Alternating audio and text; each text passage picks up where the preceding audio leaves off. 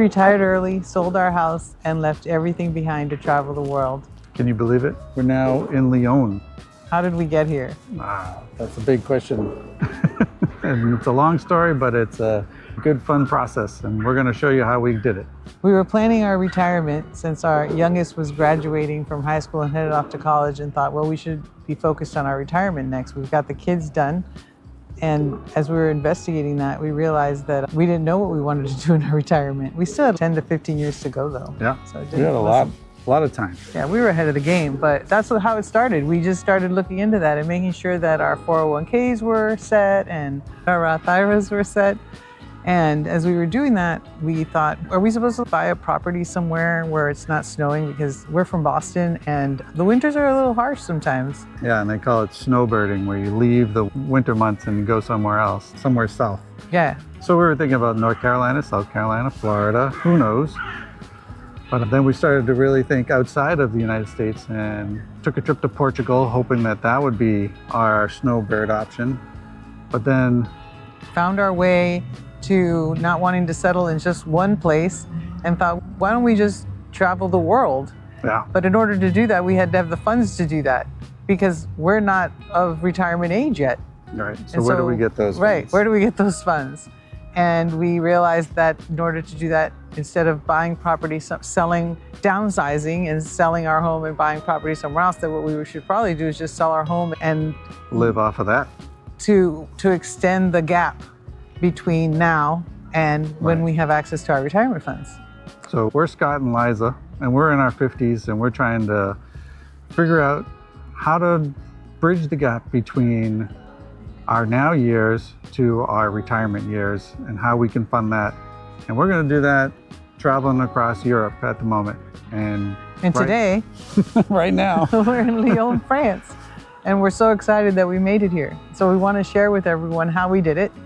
And we watched a lot of YouTube channels ourselves about people and how they were traveling the world and or how they were handling their retirement years and their decisions and choices, and thought, you know, a lot of those episodes were very helpful for us in making our decisions, and we should put our story out there too so that somebody else can take some of that information and hopefully it'll help somebody else. Right.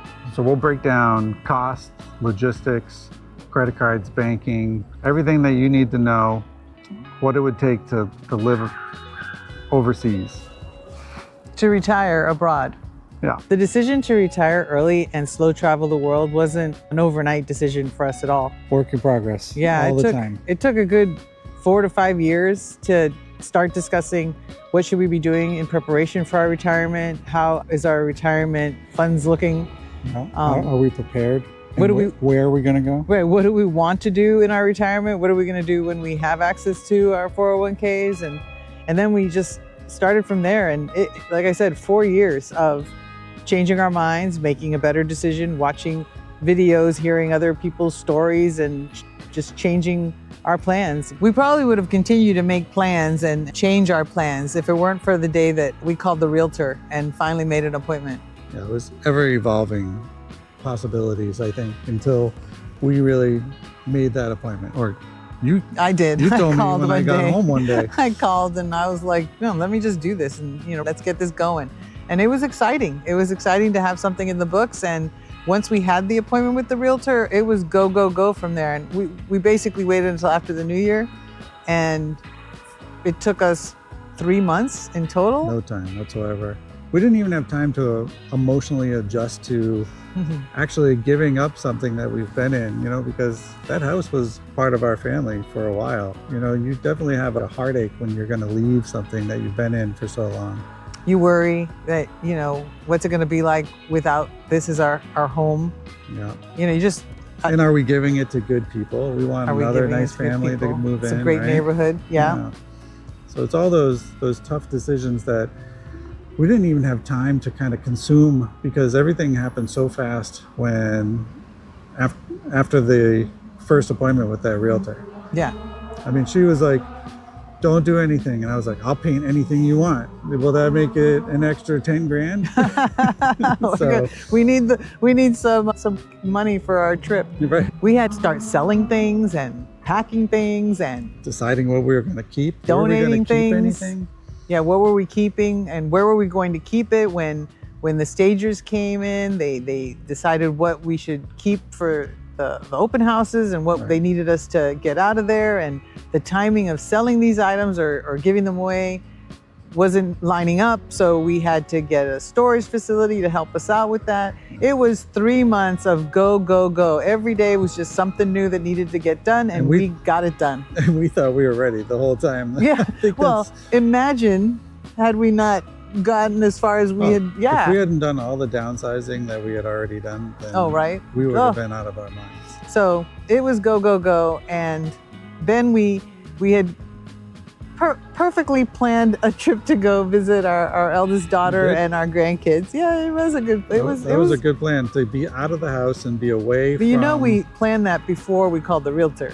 That's true. Yeah, so it just worked out that we decided open house would be that week while we were gone. Yeah, it worked out with the realtor. Yes, so it worked out in our favor. Everybody was happy with the dates we chose. It worked out great. So we were off in Seattle when the open houses took place, and the day we got back, we had already scheduled a meeting with the realtor, and we went that night, and we had multiple offers. We were so fortunate that that was the case, and we just had to sit there and go through them all, and we accepted one of the offers, and by the Friday of that week, right? It was the last day to rush it through. We'd signed the P&E, and by 3 weeks later, I want to say, by the end of that same month, or the month, end of April, we were closing, done with our house. So when we came back from Seattle, it was 3 weeks of go, go, go again, but now a completely different go, go, go. It's now we just have to clear out this house. And that was it. Again, it didn't give time to really take in the fact that this home that we had had for 18 years, we were only going to have it for 3 more weeks. Yeah. In this way, we were able to quickly get it out of our system in a way. We already had a place that we knew we were going to move into. Yes. So But we had ideas. Just to give an idea of the pivoting, we were just going to Airbnb until we were ready to head out to France. Right. And instead, we ended up getting an apartment with our youngest daughter because she was looking to move, and now she's in that apartment. So we were able to take it on in the beginning, and then she took it over with her boyfriend, and that worked out perfectly. Right? That was one of the best things ever. So you just keep going day by day, making new decisions. Selling the house was rough. It was rough, but it was exciting. And once the house was sold and the closing had taken place, we knew we're on our way. This is happening. Slow travel, early retirement. One more checkbox that we accomplished, which we couldn't believe. And now we're in our new apartment trying to figure out what's our new goal. What's the next step? What do we have to accomplish next to get to slow traveling? Okay, so this is why you retire. Now, we're in a gorgeous food market in Lyon, and it smells and feels awesome in here, and I can't wait to eat something. I'm trying to remember the guy's name that established this place. Oh, we're at the halls of Paul Bocuse, Chef Paul Bocuse. There you go. Special treat to be able to be here in Lyon.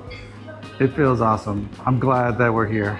And I'm gonna probably get lasagna because it looks awesome. And I know I'm gonna get Italian food in France, but I don't care. Right? Because it is that good. People think that you have to be really wealthy in order to retire early, and it's really not the case. We thought that was how you were able to retire early. But as long as you have enough to bridge that gap between the time you want to retire and when you have access to your 401k, your retirement funds, you should be all set. So how do you go about doing that? You got to prepare yourself. You just don't overspend. Always be putting into your savings. Always be thinking about your retirement fund. I'm not saying don't live your life. Everybody lives it a little different, but the more that you can put away, the better you'll be later in your life. Well, and to be fair, it's not as though we had a pile of funds sitting in some savings account somewhere either. Absolutely not. But we were out of debt. And we worked really hard to be out of debt. The only investment we had was our home. And so we decided to sell our home. And that was how we funded this bridge gap, or how we bridged the gap. How we're funding this, this travel adventure. Party that we're on. And so, if you're interested in retiring early, you really need to take a look at what lifestyle you're used to living, and if you would be able to continue that lifestyle in early retirement. So we're gonna go get that lasagna now.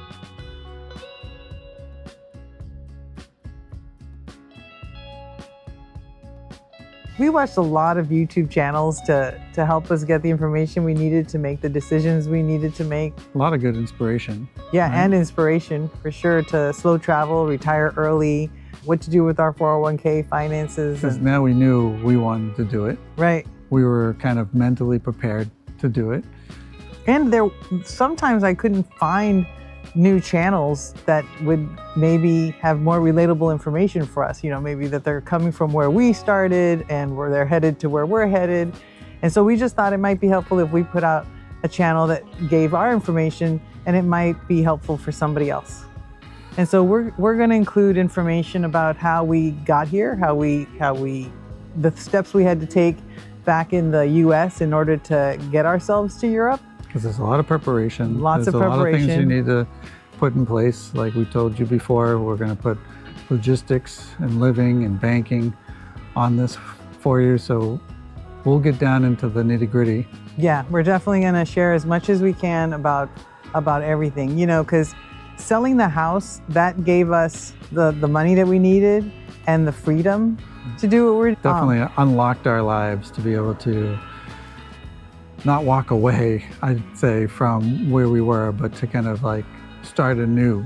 Start anew, exactly. And the first step to starting anew was getting a visa. And so next week, we're going to let you know the steps that we needed to take to get a France visa and how we got permission to stay here for an entire year. It's easy. You'll love it. See you next week. See you next week. See you next